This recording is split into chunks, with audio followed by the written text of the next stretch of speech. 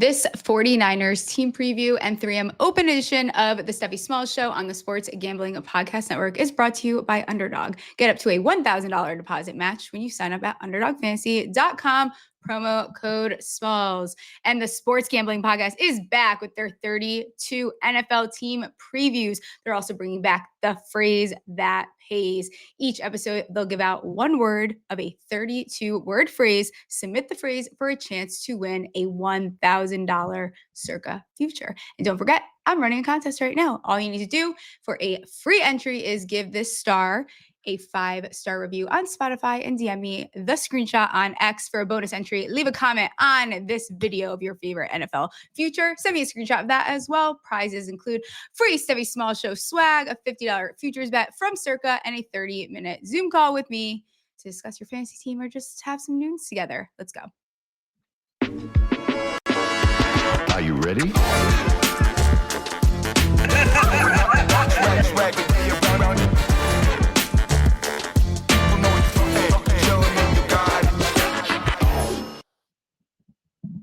Happy Monday, everyone. This feels like such a Monday. I just found out that Mercury's back in Gatorade, so maybe that's what's going on. On the show today, finally have the 49ers team preview and props with Rod, and then the open recap, some 3M bets, and we're going to do some Seltzie Smalls. We're going to review a couple hard seltzers here with our friend Larry.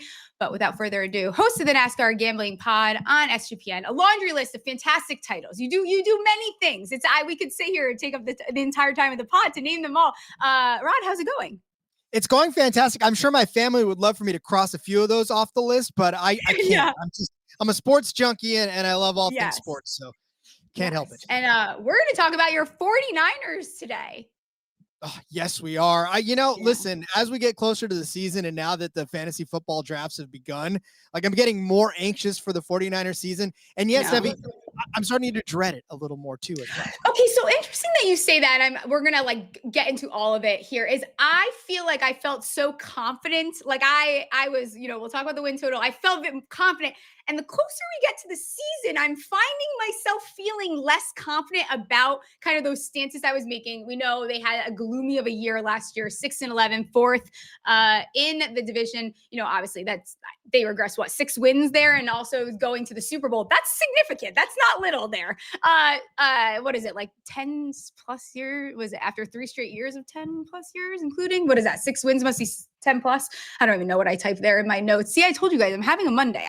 Something is going on with my brain today. Talk to me about the 2024 season. It's probably one you don't want to talk about.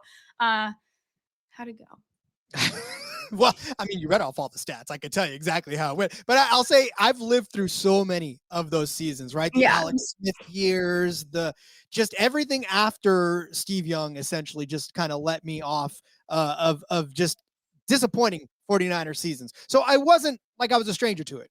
It hurt because we got built up with such success with Brock Purdy, and now Purdy's got paid, Steffi. Purdy's paid. Let's go since the last time we talked. So yeah, it makes me happy. And yet, like I said, there's so many high expectations now that I feel like I'm about to be let down again. Yeah. And you look at it and the stats were not horrible, honestly, for the offense or the defense. There's things to still 4th straight year rated a top 10 offense, 9th in DVOA. There's things to 2-6 record in games decided by 7 or less. It just, the wins weren't there. And there was a lot of injuries, and that's hard to overcome there. So now they've set the win total at 10.5. The over is plus 108. The under is minus 136. 8 years under Shanahan. I found this interesting. He's actually gone under this 5 times in those 8 years. That was surprising to me. I think you think about San Francisco and they're this dominant force, and then to see that actually doesn't happen as often as I thought it did. Where are you at with this? Because I was smashing the over. I was telling you, smashing the over. I felt like the schedule is very easy. And now I'm starting to be where is my hesitancy coming from? I think it's coming from the fact that we're still not sure, with Debo leaving and with the offense still kind of looking the way it did last year, that it may be the same. But here's Steffi. Here's where I think we pick up a couple more wins. Yeah. Defensively, right? Robert Saleh back. Malik Mustafa, free safety. I had a chance to talk to him at Sonoma last week at the Sonoma Raceway when he was driving the pace car. And he said he was excited and his team's excited about Saleh being back and that defense just sort of being back to where it should be, right? One of the more formidable defenses in the league. And I think that is where we pick up 3, 4, maybe 5 more wins, right? Is just being able to keep teams out of the end zone and keep our team scoring more than they do. Yeah. And my gosh, I mean, this schedule is ridiculous. Even their unique games, they pulled the New York Giants, Chicago, and Cleveland. You can't really ask for anything better than that at that point. They have the highest win total in the division. They're also favorited to win the division. Should they be the favorites here? It's at plus 106. You got the Rams right behind them there. Yeah, I definitely saw that. Should they be? I feel like in this division, every year they should be, right? I mean, they haven't proven yet that they shouldn't be. Yeah, last year was an outlier. Last year was tough, but you still look at the pieces that they have, and they have most of the pieces that made them good 2-3 seasons ago, right? Brock Purdy, like I said, George Kittle still there. Nick Bosa still there defensively. Like, this is still a team built to win. Yeah. The question is, can they do it? Yeah. I mean, right. Like, and you think about it, they have players like they're at the top of their position in the entire league. There's many of them across this roster. So how does that play out? They only face 4 2024 playoff teams. So, I said this, I don't know if I said this when you were on or if I've said it. I feel like San Francisco, like coming below this win total, I feel like that would be concerning to me. Like, then it's like, where do we go from here? Because why did we not go over that? and like I said, we're no stranger to sounding the alarm because we know that we've seen teams that come in with 4 wins, with 6 wins, with 2 wins, and you just it hurts, right? And so you don't know where to go and where to fix or shore the deficiencies up. And obviously Shanahan would be under huge attack if they come out next season as well. So he doesn't want that. We don't want that. So why not just come out and win 11 games? Yeah. Does the winning the NFC or the Super Bowl interest you? They're 20-1 to win the Super Bowl and 10-1 to win the NFC. Do either of those stand out to you at all? I'm surprised they're as short as they are to win the Super Bowl. I will say that I agree with that for sure. Right? Yeah, they're among the favorites to win the Super Bowl, and I understand, right? Because we're only a couple of years removed from them going to the Super Bowl a couple of times, and unfortunately not winning. But at the same time, they're still a long way, I think, away from it. Even if Christian McCaffrey can stay healthy, I know that we kind of teased that in the description of the show. Like if McCaffrey can stay healthy, I feel like sky's the limit. But how long? When's the last time he's actually completed a season without missing games? Yeah, absolutely. And then you have to, you kind of have to think, and, we brought him up, so we'll just talk about his line right now. His rushing yards is sitting at 950.5, over under is at -110. And I think, even if you don't want, let's just say injury removed, it's also his 9th season. And he's 29 years old. And is the usage going to come down? So I kind of lean the under there just on take the injury history, take his age, take his 9th season. Do they want to run him into the ground? I don't know. I think that he is such a big piece of what they can accomplish too. So I think you have to use him. You have to be smart about how you use him. He also just had a baby. I don't know what the stats are, if that impacts anything, but he did just have a baby. But I think I probably would lean the under here. Well, baby bumps are always a thing in sports, right? We've seen it in NASCAR all the time when a guy has a kid and then next thing he goes out and wins the race. But yeah, I mean, for this is it, right? This is about the last couple of maybe 2-3 seasons that Christian McCaffrey could feasibly stay on the field and be productive. So he's got to come out swinging. They've got to come out swinging with him, right? This is where he's got to show that he's still that same guy that they brought in and instantly lit up the team, right? I mean, we've got Isaac Brendo behind him that can spell him a few times and done really well for himself. So, I mean, does that help him in the longevity process and really rip off some nice runs and then catch his breath on the sidelines for a little bit? So I would go with you on the under 2, Steffi, but only because I'm not convinced that he's going to be that 3-down back that we keep seeing.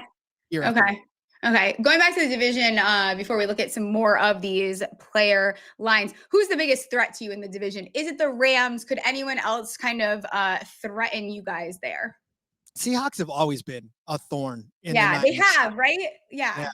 And it just feels like anytime you try to count them out, they'll come roaring back in. And so I feel like, the Rams are always going to be there as the threat, but something about the Seahawks this year just make me I kind of go, okay, we might be in for it this year with the Seahawks.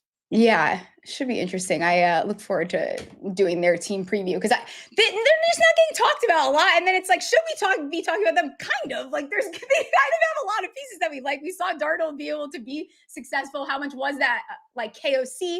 But they have pieces there. It's not that they don't have the pieces and they don't have a team that could, absolutely, make a statement.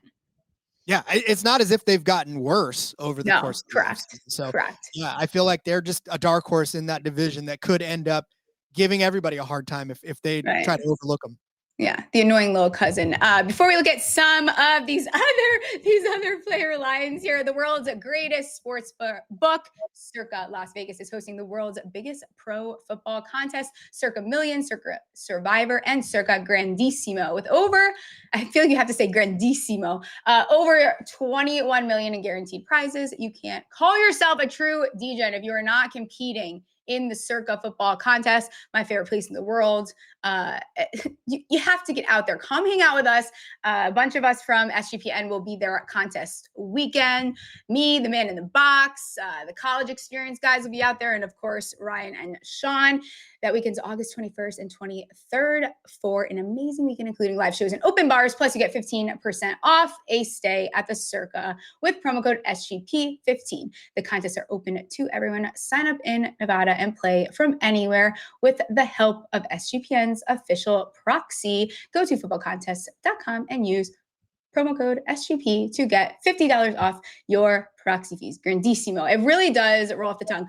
Underdog Best Ball Mania is happening all summer long, giving away $15 million in prizes, including $12 million to first place. No waiver wire, no arguments about trades. Best Ball is the best way to play fantasy football. Underdog is also a great place to play Pick'em, where you can win up to 500x your entry. I'm not going to give you quite a 500x your entry, but I am going to give you Sam Burns finishing position at better 10.5 and Goddard finishing position better 20.5. That's going to get you 4.4x your money. So sign up with Smalls to claim your special pick and first time deposit offer up to $1,000 in bonus credits. UnderdogFantasy.com. Promo code Smalls. I don't know why I got an accent there, but that's just how it came out. And here we are. Do you know about my CMC curse before? And then we can move off from CMC. What your CMC curse is? I'm dying to know. He has a Smalls curse, like the Madden curse. When I draft CMC, he gets hurt. It's my fault. Hands up every single time he gets injured, it's because I decided to draft him. So I got a bunch of, I asked everyone, what questions do you have about the 49ers for next year, for the guest next week? And they're like, we just want to know if you're drafting him. And I'm not going to tell you guys. I actually won't be telling you guys. 49ers fans were pissed at me last year. I am sure I'm going to you guys can send me, my Cash App is in my X page. If you want me to not draft CMC, you can go ahead and send me some money. 49ers to score a rushing TD in every regular season game, 14-1. Any interest there? Some of these I don't really get down on. I was gonna say I love those specials, right? They've got one, I think, or is it FanDuel that's got for them to score a rushing touchdown and a passing touchdown? I think that's like 250-1 in every single game. I as much as I'd love to take that, I don't know that they'll get a rushing touchdown every single game, because here's the thing: Christian McCaffrey can catch passes as well, and so that could mean he can score from the passing game and the running game, and then maybe he catches a pass in the end zone, and maybe Ricky Pearsall catches a pass in the end zone, and they don't have a rushing touchdown, and then you're screwed for that one out of the end of it. So it's tough. I would like to think that they could do that, but yeah, rushing touchdowns, as much as we love to see them scored, are sometimes hard to come by in games. And we talk about this easy schedule. Best season record is 12-1. I think it's a little too short. If they gave me a little bit better odds, I think I could bite, and I just can't get there at 12-1 though. It's fun. Not 12-1. No. Give me like 75-1, and maybe we'll start talking. Yeah. Looking at some of these awards, I'm just gonna rattle them off to you. CMC Offensive Player of the Year 22-1. Bosa Defensive Player of the Year 20-1. Coach 20-1. Comeback Player of the Year plus 350. CMC Ayuk 18-1. this I kind of like Kittle 1,000+ yards plus 135. I just went to awards to that, but I just got excited that I had that in my notes. Do the awards excite you? I am all over the place today. Everyone, God, holy shit! Oh my, I need to calm down. All right, go ahead. Happy Monday, Steffi. Happy Monday. No, the awards. The only one that may interest me at all is comeback player with CMC, but only because if he does come out and really rip it up. Yeah, I think he's in line for it, right? If he dominates the league like he used to, I 100% could get down on that. However, I do love your George Kittle. The last thing you kind of threw out there and threw away, George Kittle, 1,000+. How many yards do you think George Kittle has had over the last couple of seasons? I probably have it written down here, so I don't wanna cheat for you. Okay. I can assure you, he probably has more than people think. Yeah, he's got more than 1,000 in back-to-back years right now. 10, 20, so and 11. Quietly. Why is that? So quietly. It's not if you're a Niners fan. You've seen this. You know this story. You know George Kittle right there is Brock Purdy's safety blanket. And with no Deebo Samuel, right? I mean, that becomes even more tempting because you got Ayuk, you got Pearsall. And those two guys can do wonders for you. But I mean, it's gotta be Kittle, right? You gotta still lean on Kittle because he's not done yet. You have to. And I also liked, what was I looking at here? I like to take, you get plus 120 to take his over 6.5 receiving touchdowns. I easily. And then if you don't want to do the 1,000, you don't want to do the 1,000, 900.5 over under there is minus 110. So I like Kittle. You mentioned it. I have a new personality trait, and it's that I don't understand why people are drafting Jennings over Ricky 2 to the chest. These people are sick. I need someone to explain it to me like I am a child, because I don't understand. Anytime anyone explains it to me, I don't see where they're coming from. Well, look, it's because the 3rd and Juwan thing, right? I mean, this is a huge saying for us where he's always been leaned on for 3rd down, and it's always 3rd and Juwan, and you know that he's going to get it. And I think little things like that stick in people, especially when you're getting down into the rounds where you're taking that, where you're having to make that decision, right? And all of a sudden you're looking at the sticker and you're going, oh yeah, 3rd and Juwan. And then you throw the sticker up there, and that's why it's marketing, Steffi. It's marketing. It's so silly. And also, I don't know, maybe we should give the guy that got shot last year and now is going into his 2nd year a chance and looked really promising at the end of the year.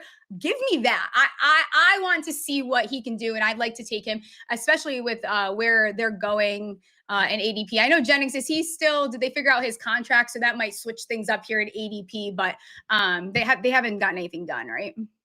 And I don't know that this does anything to anything. I mean, again, if you're drafting Juwan, you're probably drafting him in the 8th, 9th, 10th round, right? Is that about where his ADP is going? That's about right. Yeah. So yeah, it just means you pass, right? It just means you pick somebody else. Yeah, it's just I don't know. That's a classic case. It kind of reminds me of Gabe Davis doing well in the playoffs, and then the next year, everyone that's all you remember of Gabe Davis, and then you were drafting him too high the next year. Brock Purdy's lines. Let me know if any of these stand out to you. Passing yards sitting at 3,800.5. That's minus 110 to each side. 2 straight years, 3,800 plus here. Actually impressive. Again, people talk about how bad of a season the 49ers had, and honestly, on paper though, it wasn't as horrible as people say. I mean, the New York Giants sure as shit couldn't do anything remotely close to what they did last year. So, and passing touchdowns is at 23.5. I think I'm good on this one. 20 last year, 30 the year before. I just don't think you're getting the number there is just not as enticing. Where are you at with his passing yards or passing touchdowns? With as consistent as he is, and I don't know, I don't think the loss of Deebo really hurts him that much, right? I don't think so either. Should step up, and he should really turn in the type of years that he's turned in before, right? So 38-64 last year, right? It just, I mean, I'm with it. I want big years out of him, but I almost want to just stay away because I'm not quite sure yet, right? And especially if McCaffrey can't stay healthy, then there goes that outlet weapon. And Christian could turn a 5-yard screen into a 75-yard touchdown, right? Yeah. And when he's missing from the field, you see it and you feel it in the offense. So I'll probably stay away from Brock Purdy's numbers, which means he's going to smash them. So okay. that Amazing. Good to know. Yeah, 100%. Have you bet any futures on this team yet that you want to share with the class? I have not. Okay. Because as a 49ers fan, Nice restraint. Very well done. Yes, that's good. Because I don't want to go to the counter and throw my entire life savings and be talking to you on a jank cell phone in 6 months, giving you the status of my life as a homeless DJen. With a laundry list of titles. with all the tickets sitting in my pocket right now, just waiting for them to cash. I love it. Give me a final record prediction here for your San Francisco 49ers. Well, if we're going to say that they're going over the 10-win mark, I say they at least win 11. So I'm going to go 11 and what do we got? 11-6, right? That's where we're at. Yeah. 17 games, carry the one. Yeah. Give me 11-6. They squeak by the over and take the West. And God bless us. Please get back to another championship game. I'm gonna just gonna walk entirely back and say that they win 10 games. And I know that's not what I've been preaching at all, but I've spooked myself somehow. Let me know how you think the division is finishing out here. How I think the division is as far as who else how is it there? will, yeah. Who's gonna first, second, third, fourth? All right, so I'll go the Niners, obviously first, because I'm a homer. I'll like I said, I'll say the Seahawks sneak in there in second. I think they get to 9 wins. I think they can get to 9 wins. I think the Rams probably get somewhere in the 9-win range, and then the Cardinals hold up the very bottom. And they actually have to give away games. So their negative games are the Cardinals this year. Here we go.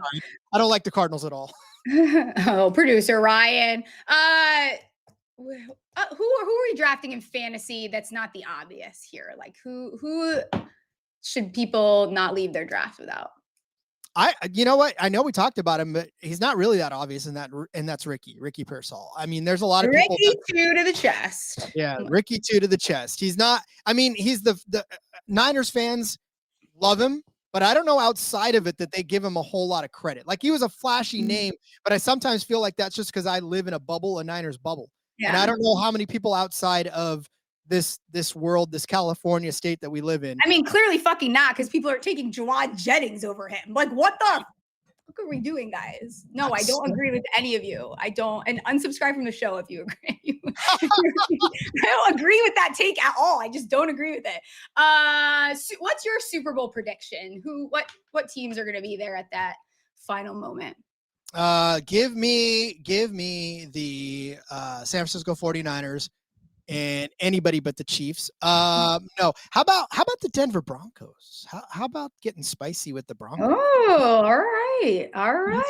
I'll take it. Let everyone know where they can find you, and I will let you get out of here. Absolutely. Yeah. So you can find me on Twitter at RJ Villagomez. There's a link in the bio to everything I got going on. Obviously hosting the NASCAR gambling podcast with my good friend Cody Zeeb. And there's all kinds of crazy stuff on there. I just wrote about League of Legends Korea League the other day, some betting pits. Love it. Great stuff out there. Absolutely love it. I appreciate you as always coming on. You already told people where they can find you, so I'll let you get out of here now. My pleasure, Steffi. We'll see you next time. Hopefully not as a homeless DJen. All right. See ya. Thanks for jumping on.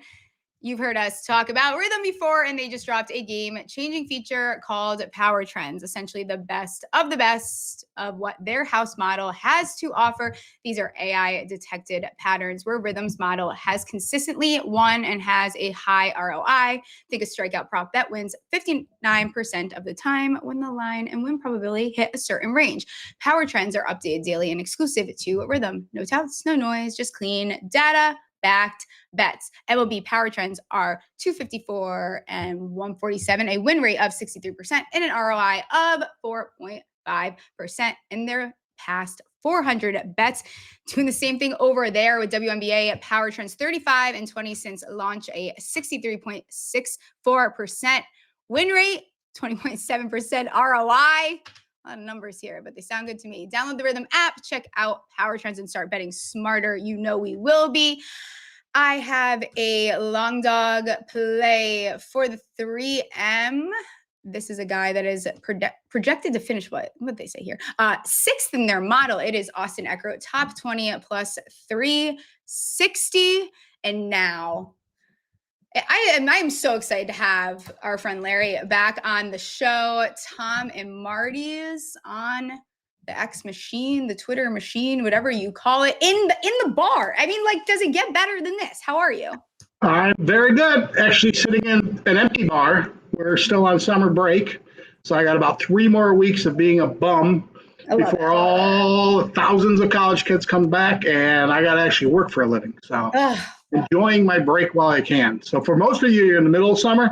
I'm just ending my summer now and got to get back to work. Gosh, any last minute things you need to do to the bar? I know you were telling me last time you had to fix the toilet right before. I've got everything. I haven't done jack shit. I've played golf 52 times since school ended. I haven't done a lick of work. So now I got 2 months worth of work to do here, and I got 1 month to do it. So I do this every year for 20 years, so I'm not really that stressed. Yeah. I'll get it ready. Like, I got a hole. That's why I'm sitting on this side of the bar. There's a hole in the floor in my bar on the other side because I got to replace it. And I tore it out. I just haven't replaced it yet. So, but that's all year long. They beat the shit out of my bar, and I let them. And then in the summer, I fix it up and we do it again. We bring in a whole nother wave of kids in. So. Amazing. I'm sure anyone that doesn't know me could probably figure this out within. I do things last minute. I procrastinate. Yeah, I need a deadline. If I don't have a deadline stressing me out, I'm useless. Yeah, I'm a absolute useless piece of shit if I don't have it. And the key to maturity for you is stop feeling guilty about it and just lean into it. Like, for years, I was like, this year, I'm going to get my shit together. I'm going to be, and no, it'll never happen. So no, that's like, you have to know yourself. Like, I carry around my passport because I just am not getting a new license because I lose it. Well, I'm not going to keep getting a new one. So I use my passport. And then if I get pulled over, we figure it out from there. But knock on wood, now I'm going to get pulled over because I said that. But yeah, I know myself. I know I'm going to lose the license. Why would I go get another license? I actually couldn't fly somewhere because I got to renew my license that expired in March, and I still haven't renewed it. Hilarious. So I hear you. Okay, let's talk about, I don't know, any thoughts about the Open here? A lot of people, a lot of tantrums, panties and twists. Scottie did it again. Yeah, and I don't get it. Yes, Scottie is not the most he's not Tiger. So fine. That doesn't mean he's not awesome. You can't enjoy him and all that. The comparison of what he's not gets tiresome. This is a guy who, and the big story we're going to remember about this British Open, or Open Championship, excuse me, I don't want to piss off that, is that this is the event where Scottie stops competing with his contemporaries, and now for the next 5-10 years, he's chasing history. As in, like, how good is Scottie Scheffler? And there really is no ceiling. I mean, to compare him with Jack or Tiger's a reach, but at the same time, he's on pace to do things that few guys have. So enjoy the ride, and he'll become beloved. If you look back, I don't want to sound too old, but Jack Nicklaus was not a popular golfer his first 7-8 years. He wasn't beloved. It was Arnie Palmer, who was like the Tiger of his era, caught the public imagination. They loved him. And then Jack followed. And in the late 60s, people were like, yeah, he's no Arnie. And everybody only would compare Jack with Arnie Palmer. And it wasn't until he established himself that he became the beloved guy that Jack Nicklaus is now. And that's the same time frame Scheffler's following. Because, I mean, what he did this week was just, there was no competition. It was boring in the fact that it was over on Friday. And so it was just a 2-day coronation of Scottie is the greatest player of our generation, which is great. A sex addiction or a drug addiction, they would love him. Yeah, well, it kind of has been too easy. There isn't that struggle, which makes him relatable. So yeah, a dip in form or banging a Perkins waitress like Tiger did or something like that, which I wouldn't predict for Scottie Scheffler, but you never know. I'll tell you that, right? You never know who's the dirty dog. That said, that probably won't be it for Scottie, but some sort of adversity that he has to overcome will make him relatable, and he'll become beloved just as he ages into it. Rory is extremely colorful. His life's a soap opera. People love it. Scottie is just the methodical, incredible golfer that he is. So, but it does get tiresome on Twitter where everybody This guy just put out a historical performance 2 in a row, and everybody's like, yeah, but he's not Tiger. It's just like, shut the fuck up. We know that, okay? Enjoy him for what he is, though. Yeah, why? Am I echoing? I'm echoing. Can you just enjoy it? Can we just enjoy it? Can you, I know he doesn't have a scandal, but what he's doing, and also if you had watched the show, I gave you guys out him to lead after round 3 and to win at plus 850. So maybe if you just bet that, you wouldn't be complaining as much here. Well, you know, we don't like to just win money on golf Twitter. We like to feel smart. And you don't feel smart touting Scottie Scheffler. So instead you go down the road. And I actually finished second with Harris English. I should have done the without Scottie market. I'd have a lot more money instead of taking a big zero. But I can live with that. Yeah. You lose a lot when you bet outrights. Yeah. Round 3 was amazing to watch, though. It was a great round. It was one of my favorite rounds of golf I think I watched this year. Now, you do wish there was some weather because it really changed the nature of the course. Mm-hmm. When links golf doesn't get weather, these guys can just fire at pins. They don't need to like overcome and play the ground game and all the other stuff that makes links golf so great. Yeah. But again, fine. It still was, like you said, it was just an amazing round and it was a great day of watching golf. So people tend to complain about what it is versus just appreciating what it is. And it was a historically great competition with other names involved, but it really was the Scottie show. That's the one thing we're going to remember over and over again. And it has been. It's 13 wins, 41 top 10s, and I don't even know how many missed cuts there. I mean, he's fantastic right now. Ryan, can you pull up that quote from Rory? Actually, we don't even need to do it later. I want to talk about it now. Rory's such a weenie. If I didn't have won the Masters, I would have felt differently coming into this major. I just came here. It's almost a celebration of what I've been able to accomplish. Like, what? It's such a weenie mentality. He's having his midlife crisis.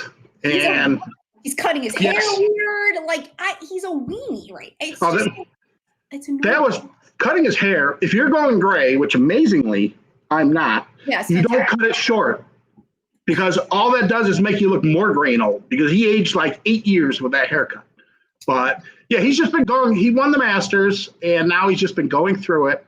And instead of having enough sense just to be quiet about it, instead he has these weenie bullshit quotes and all that. But that's part of his appeal, though. The following Rory is always about peaks and valleys and annoying shit and brilliance and all that. Mm-hmm. And same thing, you just got to lean into it. I've never been a Rory guy. I'm not an anti-Rory guy. So I roll my eyes a little bit with it. But, you know, that's what makes Rory Rory. Scottie is the boring guy. Mm-hmm. And now we're waiting for other guys to emerge, like Jon Rahm. Yeah. Here was a guy 2 years ago. He was the greatest golfer there in the world. We were beginning to say, how many majors can he win? And all of a sudden, 2 years in a row, he's just in his prime, hasn't produced. And he's almost the forgotten great golfer and all that. So Scottie needs some of these guys to step up regularly. Schauffele did last year. Who are going to be the guys over the next 5 years? Or is Scottie just going to win 8 majors in the next 5 years? We have the 3M coming up here. Yes, we do. What have you placed? What bets? What are you looking for at this? Alrighty. Scoring, driving approach. Just pretty straightforward shit here. It's a lot of water action. What bets have you placed so far? That's what makes it a fun course. It's not a great course. Like the golf architecture, people don't love this course. But in terms of watching a PGA event here, it's great. It's a driver-heavy course, so you can go bash it, but water's everywhere. So there's a potential fuck-up everywhere you look, and so it keeps you on your toes. So what you want to do is you want a guy who is strong with the driver, but not too wild. Like a Minwoo Lee would probably have 8 water balls here, so he's a little too wild. So distance is a huge advantage, but you got to have at least some common sense and course management skills. Like Toasty, I bet every tournament, not going near him. He's going to run out of balls on Thursday. And he's going to get obviously. He's one of the you got to have some discipline to go along with it. So if you look down the top of the board, the 2 favorites, Burns and Gotterup, they're good favorites. I mean, they deserve to be where they're at. That said, I'm not scared of fading either one of them. Gotterup, he made the leap from good prospect to now people are talking about him among the best. But he just won the Scottish, top 5 in the British Open. Spent 2 weeks over there. Now he's coming back with a completely new life. I am not comfortable with him being mentally focused to now play in the 3M. So a little yeah, that's what I mean. He's just mentally, if you don't have that connection at this level, you're not going to win. So I can see him just being a bit off. Credit to him playing. I would have thought he would have withdrawn. And I won a lot of money on him at the Scottish because I hit him. So, but I happily fade him. If he goes out and plays his game, he most certainly could win here. But I just don't see him with that mental connection. So you go down the board a little bit. I have no idea why Matt McNeely's the third bet. Okay, I don't get this guy. He's a solid golfer. Maybe he can win, but he should be at 50. I have no idea why he's 20, especially at a course like this. And people are going to bet him. That's a thing. Yeah, because he's a name, yes. But I'm not saying he's like bad golfer, but I don't know why he keeps being grouped in a level higher than he's at, which now gets to my 5-star pick of the week. Just like got her up 2 weeks ago, a guy who has the tools, been showing it in flashes, took a step up before our very eyes. This is the week Jake Knapp does the exact same thing. Really? Jake Knapp, perfect fit for the course. Been playing exceptional golf, just hasn't been able to do 4 rounds, especially Sundays have been weak. Yeah. This is the perfect situation for him to step up and say, hey, I'm a top 20 golfer, because he really does have the skill set to be that. So I got him in at 40-1. I think you still see him like 35-1 around there. It's still a great value. I honestly think he is, without a doubt, in my mind, one of the 5 best golfers on the golf course. And to get him at 40-1, I pounced. That was like an awesome moment I saw. Love it. I didn't do any this week quite yet, but I've been there on the Jake Knapp. He's probably someone that I'll look at for these first round markets as absolutely. He goes low. And when you're looking for a first round guy, you don't even need to look at a guy who goes low on Thursday. Just a guy who has the capacity to shoot 62s and 63s regularly. And Knapp certainly fits the bill there. So that would be a very nice one. Absolutely. Who else did you have here on your card? You go down a little bit. I guess I have mic issues here. I'm going to be working on it. Go down the card. Right next to it is Grillo, who absolutely screwed me like 3 weeks ago. That said, unbelievably good course history here. His skill set is a step up from a lot of these guys, and he's another guy who just can't seem to close. At 40-1, I like his chances to close here. So those are like my 2 top guys. Knapp is, I'm pounding the hell out of Knapp. But I'm also going to be following up with Grillo pretty well. So those are my 2 favorite bets on the board. I love Grazerman. Been talking him up for months. I can't get there at 25-1. Oh, now I can't hear you. Okay. We got mic issues here.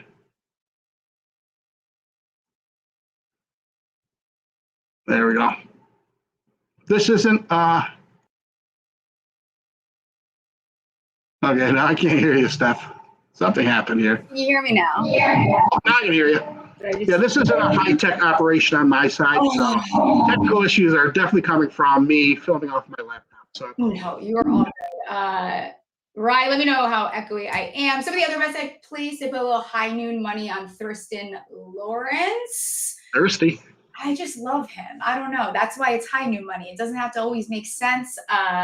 David Skins, I did a top 20. I respect the seasons he's having, but he's going to be very popular this week. I believe that was plus 700 though. 3 top 10s last 5.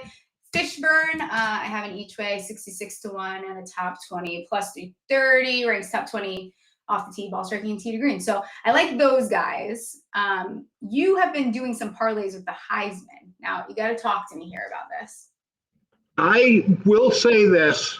I don't brag much. I am a Heisman Trophy betting expert. I won a fortune on Burrow, Kyler Murray. I know my game. And the first thing you need to understand about the Heisman is it's like betting on the Oscars more than it's like betting on like an MVP or Offensive Player of the Year. Narrative, drama, a voter base that is out of touch. You got to factor all that in. Who gets better TV coverage? So you need to lean into that. Which guy has a narrative that people can get behind, because that's where the voters will go as much as just who's the best guy.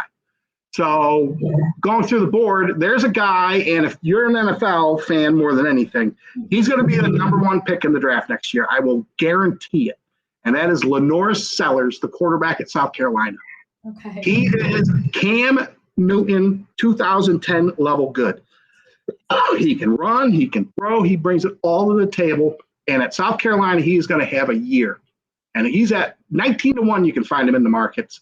Bet that heavily because he's going to be very good. So he'll be one of the guys I parlay with Austin Eckroat this week. So when Austin, if he wins it at 100-1, I'll have a nice $40,000 ticket on Lenore Sellers to enjoy my college football season. So yeah, I got to do those stupid parlays. I've hit the first leg a few times to win like 150,000. I haven't hit the second one yet, but I'm due. And it's either going to be on the Heisman this year or on the Atlanta Falcons, which I'm a diehard this year. Atlanta Falcons better, but we can get into that some other time. You told me. Michael Penix. Okay, he was injured in the playoffs. Then when he got drafted by Atlanta, it was overshadowed by why the hell would you draft Michael Penix when you have Cousins? And people didn't appreciate this guy can ball. And this year, he is going to be a top 10 QB in the NFL. And if you put that together with the pieces, all of a sudden you've got a top 5 offense. Bijan and a top quarterback. Atlanta's going to roll in that shitty division. 80-1, just make the playoffs. I'm not scared of the Eagles. Make the Super Bowl and see what kind of magic can happen. So I am a big-time backer of the Falcons. Plus, they made that horribly stupid trade in the first round where they gave up a first for next year just to move up. I don't care about next year. I care about this year. That player, the 2 guys they drafted in the first round are going to unlock that defense in that they are versatile. They're fast. Now you can blitz more. It's just going to unlock that defense. And the defense doesn't have to be good. But if they can get a top 15 defense, top 5 offense, and they're playing against Carolina and the Saints and an ancient Tampa Bay team, we're talking 10, 11 wins, and now magic happens in the playoffs. So how many parlays do you have with the Falcons to win this? Falcon, I have not hit a big one yet. I have about 3 or 4. So right now my nest egg is about 15 grand. But I'm going to hit one of these big ones. I got him paired with Knapp. So when Knapp wins, or not him, the Falcons paired with Knapp. So when Knapp wins this week, I will have a $90,000 ticket on the Falcons as the second leg. So I love it. Knapp is going to not only make me about 10 grand this week in gambling, but he's going to give me a huge ticket on the Falcons. Last year, I had tons of tickets on the Packers. Love is a jabroni. Didn't quite work out. This year, I switched my allegiance to the Falcons, 80-1. I'm a believer. I'm an actual Jets fan. I'm not a believer of those Jets, though. That's what every Jets fan does. Yeah, we're a beaten down group. I just realized what could fix Scottie and make the public like him better, but it's not going to happen. So Jake Knapp's girlfriend is like so beloved and she's hilarious on Twitter, but Meredith is also boring. So it's like he doesn't even have a partner to help it out there a little bit. Like there's no one to get excited about. Jake's girlfriend McKenna actually yelled at me on Twitter for a joke I made, and it wasn't like anything. I don't make. I'm not a troll. It wasn't anything like that. But it was just about when she went to Canada with 15 girls on a girls' trip, I made a joke about how batshit crazy girls' trips can be. Yeah. And she was a little, I apologize and all that. But, yeah, she's great for him. And so, yeah, they are like, if he steps up, they're going to be like the premier couple of golf social media. Yeah, absolutely. Because she definitely can bring the charisma. I said I wasn't going to drink today, but then I saw that you were on the show, and we're going to taste test some seltzers here. I've got a few. It's a big time of year because I need to know what the new hot seltzers are because I've got 20,000 students who are going to be drinking them in about 4 weeks. Okay, so you sent me a picture of one of them, and I found the 2 chicks. 2 chicks. Very bougie. It is bougie. It's a little too like girly looking for me. Yes.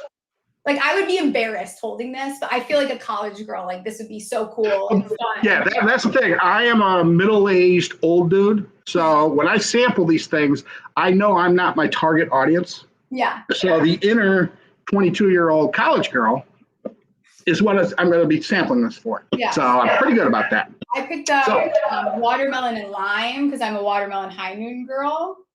Which actually sounds normal. Some of these other flavors, I have vodka, elderflower, and pear cocktail, which is just bizarre. Very bougie. So weird. I got the other ones. I'm going to try this one, though. Sparkling lemon strawberry and basil cocktail.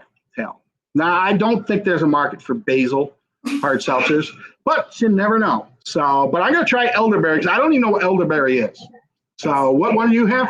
It's like a flower. I have one called Sparkling Watermelon Breeze. Yeah, which actually sounds like a good combo. But yeah, it sounds nice, right? All right. Yeah, it does. Oh, it is very fragrant. I don't know about that. Oh, my word. That's perfume. This is perfume. Okay, this is really hard to bring out my inner 22-year-old girl here because this smells awful. And God, I can smell the vodka. What is this? Is 5%? All right. Oh, this. I just drank a perfume you can buy at Walmart. Okay, this is not good. It's the aftertaste, I guess. Yeah, no, exactly. It's a weird finish. Now, mind you, I have a bunch of bartenders are going to be coming in helping me with work. I'll let them try it. But this is not a college bar drink right here. In fact, it's nice. It reminds me of a watermelon Jolly Rancher. Yeah. Okay, that sounds much better. I guess I'll have to try one of them. This right here is just a weird combination of flavors. It doesn't have like a fruity finish to it. It's not that it is. Yeah, that's another thing. Exactly. The bubbliness of a seltzer is very important. Mm-hmm. So this will get a 3 out of 10. And that's, I will tell you, I'm not going to move a lot of these at Tom Marty's in another month. I'm going to make that prediction. We'll give her it's not that bad. I'm being a little dramatic. I probably like a 6.57 for me. It's actually kind of growing on me. I don't like the aftertaste, and I hate that when you're drinking because then you're also dehydrated. Then you get hot mouth, and then that's all you're tasting. Mm-hmm. It's the whole thing. So I don't want an aftertaste. Now I wonder if they tried to keep the calories down with some kind of artificial sweetener because that will definitely give you an aftertaste to it. Yeah. And not to stereotype, but 2 chicks might want to market themselves as a low-calorie product. Yeah. So okay.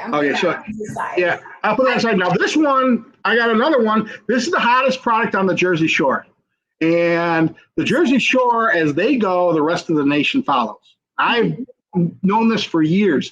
So I actually called my distributors and asked them, what is the hot product selling at Jersey Shore? And like Beatbox and White Claw, they all got hot on the Jersey Shore before they went national. Yeah. And this one, I've been around, I think I've heard of it, but I guess this one is red hot.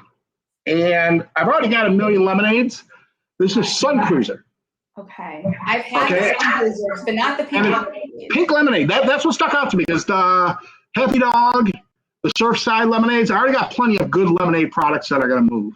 But a pink lemonade product, actually, also, like girls too, marketing to the girls. Yeah. So you'd be surprised how much marketing to girls and marketing to the boys has merged in the 20-something market. Okay, it's the guys, whatever stigma of drinking like seltzer or girly drinks is gone. They'll drink them down just as fast as the girls will. I cannot believe I lived in I went to college. There was not seltzers like that. No, there was no seltzers. We drank warm Vitali vodka. Oh yeah, no, it's my cooler space. I used to have like all the different kinds of craft beers and all the other stuff. They're all gone. It's 70% of my cooler space is seltzers. And High Noon, Surfside are still the 2 big boys. But have you had the Dirty Shirley's before? No, what one's that? So I've had the Dirty Shirley, like the regular one. This is cherry vanilla. And I wanted to do something wild, but I don't mind Dirty Shirley's. If you're someone that thinks that things taste like cough syrup, you wouldn't like it. But I love a Shirley Temple. Like something about going to a wedding and getting a Dirty Shirley is just very. Oh yeah, no, Dirty Shirley's are definitely in our top five most popular cocktails we sell here. So they have the regular ones, and then they have the can product. And can product actually there isn't or something. One of them. Okay, see that's where that's 5.9 is good. Ultimately, why I got off of Beatbox is they were 14%. Yeah, no. It's too strong. And if you're talking about a 90-pound girl and she slams down one Beatbox, I'm going to be mopping puke up off of the floor, let alone all that. So I like it strong. I don't want 14%. So you're going to try your Dirty Shirley. I'm going to try my Sun Cruiser Pink Lemonade filter. Number 1 selling product at Seaside Heights. Reminds me of, it smells like cough syrup. Oh, shit. pretty fucking good. I'll tell you what, so is this one. This is a really good product. Pretty fucking good. Okay. All right, we're just going to start drinking for the next 3 hours on camera. This, though, all right. It's getting less good as I go. The first sip was a little bit better. This I could only have one. This is more of a, like, if I'm A little too sweet. Watching a movie and, like, want to have a little, like. Is it bubbly? Yeah. Again, it kind of reminds me of the two chicks. Not super bubbly, not super carbonated. Okay. Like, High Noons are packed with bubbles. That's like, they're very carbonated. It's not too bad. It almost tastes a little bit more flat than anything, but it's not bad. I'm not like taking this to a tailgate.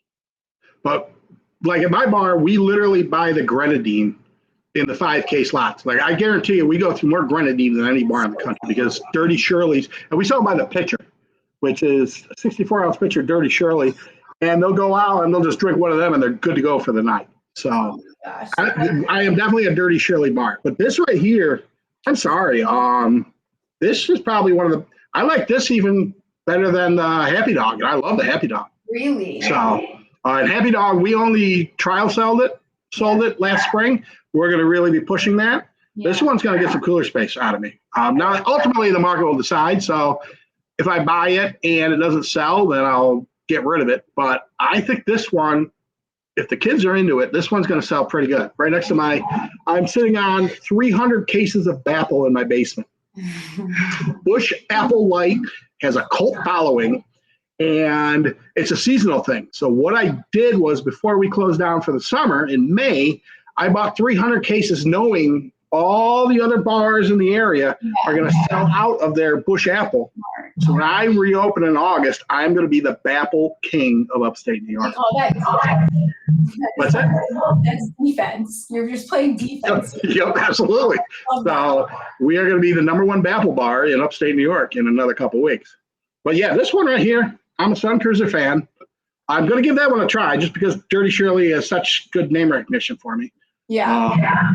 I do like the slim cans better than the fat cans. I am a little bit of a snob on my seltzers, so that is 1 point against them. But I'm giving this one right here 8.5 out of 10. Oh, wow. So, yeah, this is really good. It tastes like just a regular pink lemonade. This kind of tastes like an Olipop. Like those probiotic seltzer things. I'm trying to see what. So they're. Maybe it's better for the 21 set. I don't know what to give. I don't know. It's in a category of its own. So this is probably, I'll give it like give it a 5 here. It's nothing like crazy. I like it, but again, like it's more of a, I don't know, with dinner or freaking just watching a movie or something, like have one after work type thing. So you're locked in right now. Still, High Noon is your premier favorite beverage, right? So far. Yep. Yeah. Okay. Yep. I would tend to agree with you. I mean, Surfside's a good product and we sell a lot. I don't really get it as much though. I think High Noon is a level above them in terms of a good product. But that's more my opinion than anything. I have one more I got. I liked this Untitled Art, which it might be. It's like what is it? It's probably like a Milwaukee seltzer brand. They have a bunch of really nice flavors, but I saw this one. It's called the Rocket Popsicle, and I was very intrigued. Yeah, so I was intrigued by this. I think Twisted Tea has a Rocket Pop flavor. Do they? Yeah. Now, Rocket Pop. What's the percentage on this bad boy here? 5%. Okay. It's kosher and vegan. Thank God. Oh, thank God. That's what I look for when I go to get trapped. And you got your whipped cream. Now, this is a sample I will not sell because the last thing I need in a college bar where they make a goddamn mess every night is whipped cream flying around the goddamn bar. But some guy gave me a sample. It's 10% alcohol by volume. And he warned me you got to shake the hell out of it. So shake it like a newborn baby. Boom, boom, boom, boom, boom. So I'm going to take a sample. Again, I accepted the sample. 0% chance I sell this at Tom Marty's this semester because only bad things can happen. You put it on blowjob shots. There we go. Well, yep. Blowjob shots. Here we go. I think I just got high. We're going to do whippets here. Oh, God. Okay, we're going to edit that out. This is not fun. No, that came out. I didn't shake it enough though, so it just came out like a milky little. But yeah, blowjob shots and all that are still fun. Yeah, they are fun. They are expensive. I see Trevor in the chat saying that. They are a little expensive. It's blue. I don't like that. I'm already out. I just looked down. It's blue liquid? The liquid. Okay. Yeah, I'm out. I'm already out. No one wants a blue tongue. Don't be a weirdo. I don't want a weirdo. No, that sells me because I can put that in a pitcher and they'll love it blue. So what is it? Blue Hawaiians and all them. Okay. That was not a good face. The blue threw me off. I was never a blue raz. Like I'm not a blue raz, blue. I think other people would like it. This isn't my cup of tea. But I would drink this like on a boat and have one of them. I'm gonna look that one up though and give it a try. We'll see. I don't know. Another one with a kind of a weird aftertaste. I probably have a blue tongue now. I'll give that that'll get a 4 from me. 4? Okay. So anything that's drinkable, you have to give it 3 or higher, in my opinion. Oh yeah. And again, it also depends on like 21-year-olds, the novelty of blue. That might be a selling point for me, okay? Because they don't mind getting the blue tongues. We sell a lot of blue tongues. Monster piss. What the hell? Monster energy drinks, vodka, and I think they put Sprite in it. And probably movies, but that's what I drink at the frat parties. Monster piss. We used to do shots of it. There is a big disconnect between the frat party cocktails and the bar cocktails. Yeah, and some of the shit they come up with is both creative, but it's also, like you said, a little too strong and you never know what's in it. So part of the reason why you get into the bar scene when you're at college is the sense of, okay, I know what I'm drinking. I don't need some frat bro named Phil slipping me up. So we tend to separate ourselves in that regard there. Oh, so. This is the aftertaste in my mouth of this is just not working. I almost need to drink the 2 Chicks to get rid of that. I'll be pouring out my 2 Chicks elderberry. The 2 Chicks is growing on me. I'm gonna increase this to what did I give it? A 6.5? Yeah. I'm gonna give this a 7.5. This is growing on me. To be fair, this is clearly marketed towards an older demographic, like mid-20s, early 30s, versus the college market. So this is very what's that? This is very yes, exactly. Yeah, like remember the product that's still out there, Skinny Bitch Margarita Mix and all that. Yeah. Which appealed to that certain. This is definitely chasing that demographic more than the drunk animals that I serve every goddamn night here at the bar. Absolutely love it. What's the most popular shot that you sell before I let you get out of here? Actually, I would say of the mixed shots is Jolly Rancher, which you brought up, which is melon peach sour mix, and it's green. And we actually pre-mix it by the gallon because otherwise it'd take forever. And we probably will sell about 500 a night, just alone on that. So we're very driven on the college kid will come in, order their pitcher, and it's weird. You'll have 500 kids all holding pitchers and with a straw in it. And that's how they drink at Tom Marty's. And then they'll order shots as the night goes. Canned products are still popular, but the shots and the pitchers are really what pays for all my stupid golf bets. So, and Jolly Rancher shots, tequila shots, Swedish fish shots. They're all pop. Kamikaze still always going to be a staple. And then, of course, Jaeger bombs. Jaeger bombs will be there till the end of time. So, and I actually like them because I could charge them $6 a pop. Amazing. I like that. I tried a Great Bomb shot. This was a couple months ago for the first time. That was pretty good. Great bombs? Yeah. Okay, it all depends on the vodka. There are some really bad great vodkas out there. And I'm old now, so I at least get nice vodka.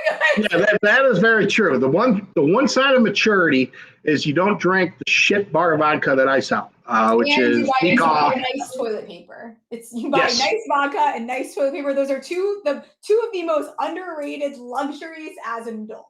Yes, that you didn't even realize you were missing it when you're in college. And I mean, college is basically about for you, for me, and all that. You look back at it fondly. But if you had an opportunity to relive it, you'd be like, no, I couldn't ever live like that anymore. You know what I mean? So, yes, I look back at my college house and I'm like, holy shit, that's horrifying. Yeah. Now I did it obviously much longer ago than you, but still. Yeah, no, that could be a whole nother episode. Let people know where they can find you. We'll have to get you back on soon. Maybe we'll do tailgating. We'll do a tailgating version of this or something for football. I don't know. Absolutely. Yeah. Yeah, I would enjoy it. And I'll be back into the full swing of things, college life. So, I can do it with a crowd in the background too and tell them to shut the hell up while we're talking. I love it. It'll be a fun scene. So, absolutely. I really appreciate you having me on. Jake Knapp, if you're going to just make one bet this week, Jake Knapp becoming the next superstar. Him and Gotti are the future of golf. I love it so much. You're fantastic. Everyone go follow him. I'll let you get out of here. I think I'm going to let producer Ryan jump on here for extra pulls, and we'll talk to Larry later. All right. I'll see you guys.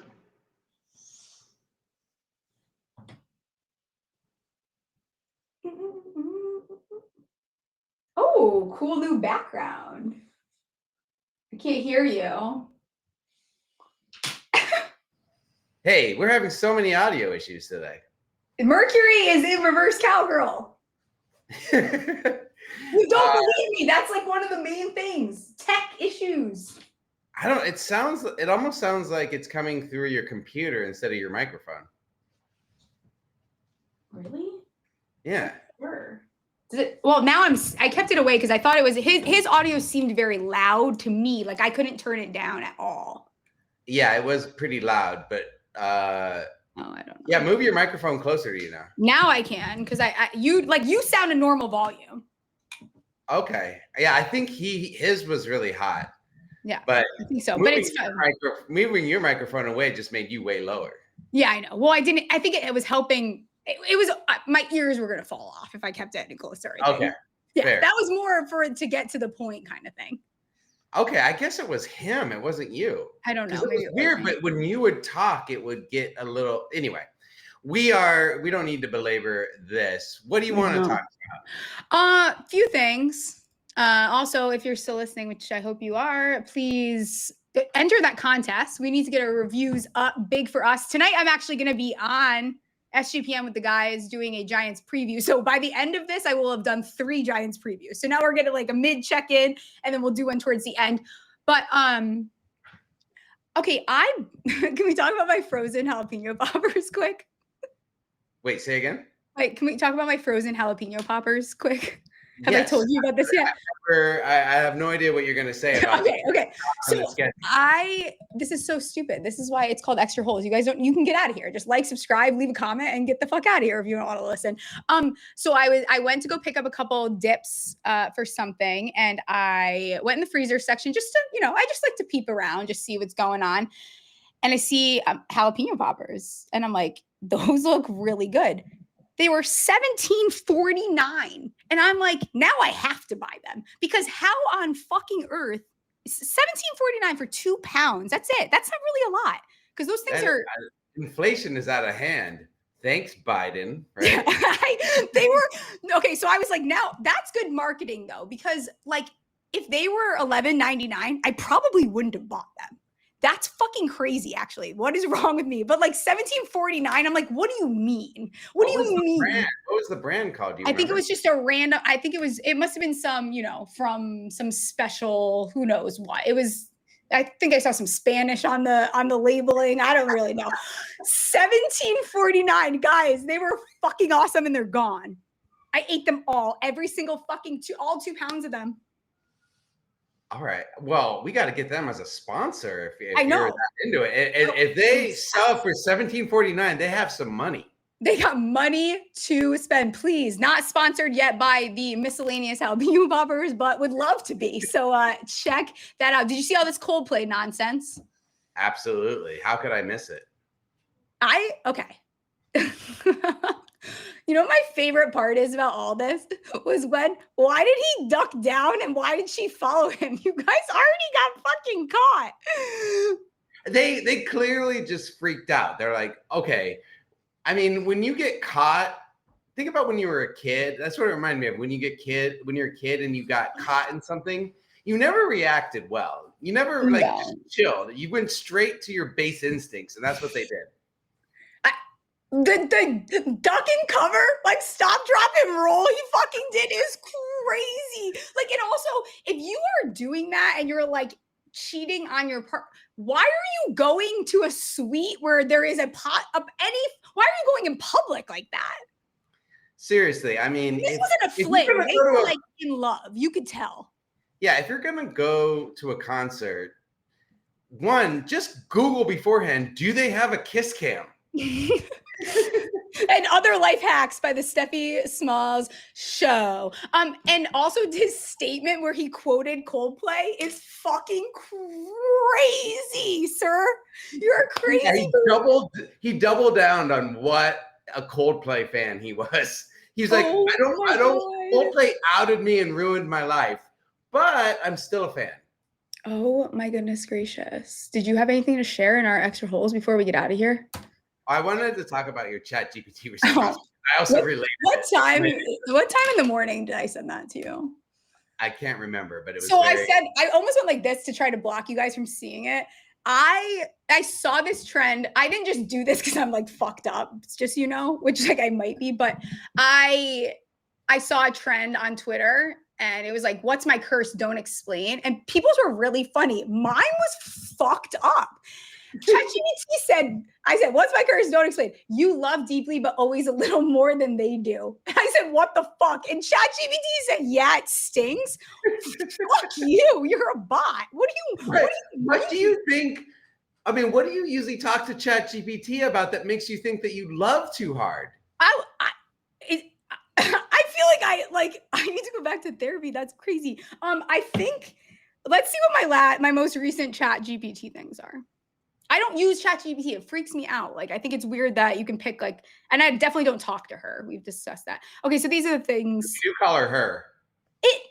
It labeled, you know how it does what you've searched? Yeah. It labeled this one curse of love. Fuck you. Like literally fuck you, honestly. The other ones are 2025 NFL team age rankings. Okay. Make image clearer. Cartoon face creation, Giants against the spread record inquiry, Patrick Mahomes, Peyton Manning, and NFL betting advice unavailable. That's all.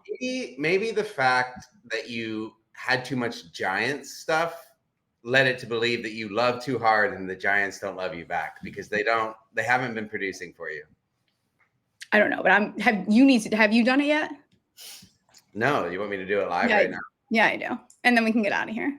All right. And if you're still listening, can you please reply on this video with your curse? Yeah, please do it right now and let us know what your curse. I need to know. So I just write, what is my It says, curse? And then what's the part of it that you don't, but you have to say, wait, what is it? What is my curse? Don't explain. Wait, what did do it exactly so we know we're not messing this up. Okay, what's my curse? Don't explain. Yes, that's it. Period. Don't explain. And for some reason, my ChatGPT in my head is your voice. I don't know why. We can make this even better. I can share my screen. Okay. That's up. What's my curse? Don't explain. Yeah. You fall for women with knives and ferrets. Wait. What the fuck? Oh. Hey, you told me not to explain. You asked for a curse. That's the most McKee flavored curse I could think of. Oh. Let me give you a darker, more mystical one. Say yes. Say yes. Yes. Your curse is that you always get what you want 3 months after you Okay, this is fucked up. Listen, I'm sick of ChatGPT. They're a bully, whatever they are. Him, her, she. I don't know who. I don't know what it is, but you're a bot. Leave us the fuck alone.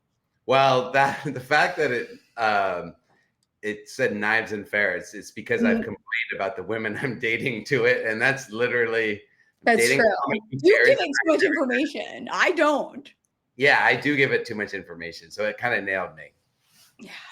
All right, let's get out of here. Like, subscribe, rate, review. We're back on Wednesday. We have we got Raiders preview and something else, something or other. Raiders preview, and now I'm forgetting who else is on. So we have a fun comedian on, I think. Yeah, you'll just have to find out. And I'll be on SGPN tonight, 11:30 Eastern for the Giants preview, and we'll catch you guys on Wednesday.